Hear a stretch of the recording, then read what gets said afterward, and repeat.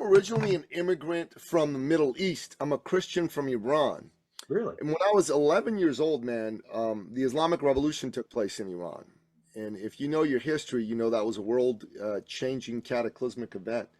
But for an 11-year-old, it was, yeah, what's the big deal? But for my mom and dad, it was a big deal. And Hmm. dad, he looked at the lay of the land and he said, we got to get out of here. We got to take our Christian family and raise them somewhere else.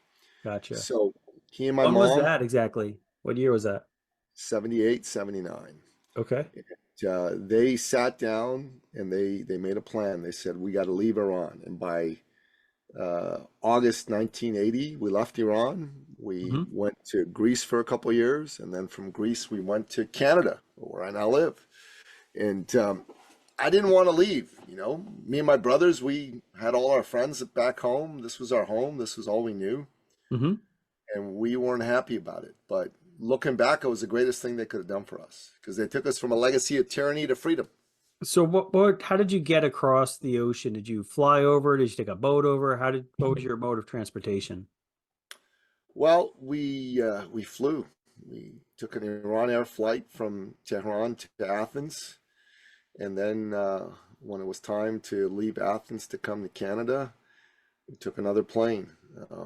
I think it was an Air Canada flight from Athens to Toronto. Okay. Did when you were leaving Iran at that time, like did you just literally take a couple of suitcases? Did you pack up your whole house? What was that like? What was that experience like? Well, back then, that's a good question.